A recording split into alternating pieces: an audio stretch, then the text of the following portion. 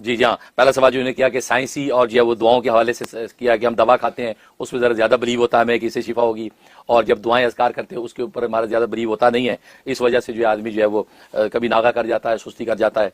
तो अब इस बारे में बताएं कि ये गुनाह है या नहीं। तो पहली बात यह है कि वही वाली बात है ना कि वो एक पंजाबी में मिसाल बनी हुई है कि रब नेड़े के कुसोन। किसी ने पूछा रब नेड़े के कुसोन, तो उन्होंने तो कुसोन ही नजर आ गई कुसोन। हालांकि रब ने कहा था मैं शाह रग से भी ज्यादा करीब हूँ, तो वो तो अल्लाह तो इतना करीब है, कुसोन तो फिर भी दूर है।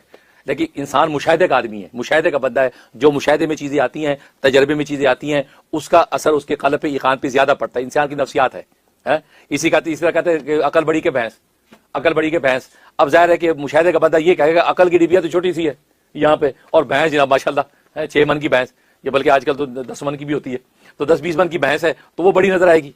ठीक है, तो मुशाहिदे का आदमी है, तो उस मुशाहिदे के नतीजे में इंसान अगर जो है ये चीजें करे, ऐसी करे कि दवाई पे उसको ज्यादा ईकान लग रहा है, तो उस वजह से कोई गुनाह की बात नहीं है।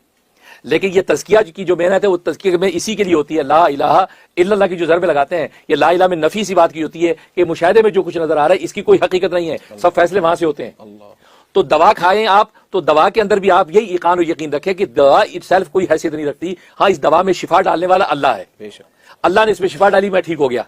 तो जब ये रखेगा तो नतीजा कि वो दवा खाना उसकी सुन्नत बन जाएगा। और दवा को सुन्नत इसलिए करार दिया गया, उसके अंदर भी नियत आपकी हो कि ये खाने को तो मैं एडविल खा रहा हूं सर दर्द के लिए या टाइनाल ले रहा हूं, लेकिन इसके अंदर शिफा अल्लाह ने डालनी है।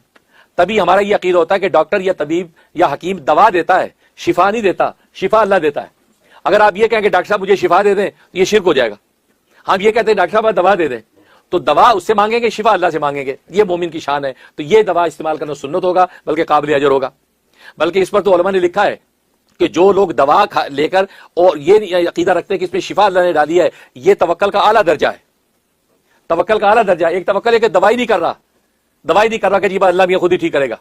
अब अल्लाह ने जब ठीक कर दिया तो उसको क्या सोचेगा किसने ठीक किया? अल्लाह ही नहीं किया ना, क्योंकि उसे दवाई तो खाई नहीं, वो सीधा अल्लाह ने किया। इसका कोई ट्रायल इम्तिहान नहीं है। लेकिन जिसे दवा खाई, दवा खा के उसको शिफा हुई, अब ये 2 कश्तियों में, यार ये दवाई से मैं ठीक हुआ, ये अल्लाह ने ठीक किया है। अब ये इम्तिहान में आ गया, ये कहता नहीं नहीं दवा की क्या हैसियत, अल्लाह ने ठीक किया है, जरिए सबब ये बना, ठीक अल्लाह ने किया, ये इम्तिहान से निकला, इसको डबल सवाब मिलेगा।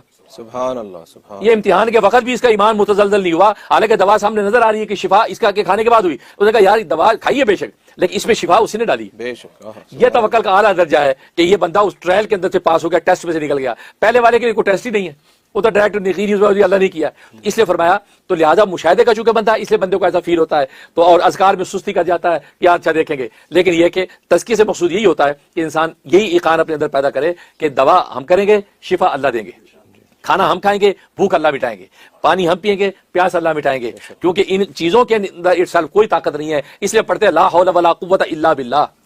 है इसका क्या मतलब? ला हौला वला कुव्वता इल्ला बिल्लाह, नहीं है गुनाहों से हटने की ताकत, हटना, वला कुव्वता अलता, ना नेकी करने की ताकत, इल्ला बिल्लाह, मगर अल्लाह की तौफीक के साथ, अल्लाह की इस्तियान तौफीक के साथ ही सारा कुछ है, उसके बगैर कुछ भी नहीं है। तो ये ईकान रखें, तो ये मोमिन की शान है। वरना ऐसा तसव्वुर जब वक्ती आ जाता है तो उससे कोई गुनाह की बात नहीं है। जी बिल्कुल। दारुल उलूम देवबंद की दूसरी जगह भी कोई शाख? हाँ, दूसरा सवाल क्या कि दारुल उलूम देवबंद की कोई शाख जो है किसी दूसरी जगह है या नहीं? भाई मैंने बताया ना कि हिंदो पाक के अंदर बल्कि दुनिया में जहां भी जितने मदारिस हैं, बिल वास्ता या बिला वास्ता दारुल उलूम देवबंद ही की शाखें हैं, क्योंकि उन्हीं के शागिर्द जो बिल वास्ता या बिला वास्ता है, उन शागिर्दों में पूरी दुनिया के अंदर जो है इदारे बना रखे हैं, और दुनिया के अंदर उसी पैटर्न के ऊपर जो है वो आगे तालीम और तरबियत का निजाम चल रहा है। इस माना में तो पूरी दुनिया में जगह जगह उनकी शाखें, लेकिन इस माना में कि ऑफिशियली उन्होंने ये ऐलान आम किया हो कि फलां जो मदरसा हमारी ब्रांच है, ऐसा मेरे इल्म में नहीं है। मेरे इल्म में ऐसा नहीं है कि ऐसा कोई इदारा है। हाँ, ये कि इंडोज करते हैं, मतलब जामिया इस्लामिया बिनौरी टाउन कराची पाकिस्तान, तो दारुल उलूम देवबंद भी उसको इंडोज करता है कि जी वो भी हमारे पैटर्न पर है, वो हमारे उलमा देवबंद की ये तारीख का हिस्सा है। जी जामिया फारूकिया कराची पाकिस्तान, हाँ जी जामिया फारूकी दारुल उलूम देवबंद के पैटर्न पर है, क्योंकि यहीं के शागिर्दों ने वहां जाके बनाया।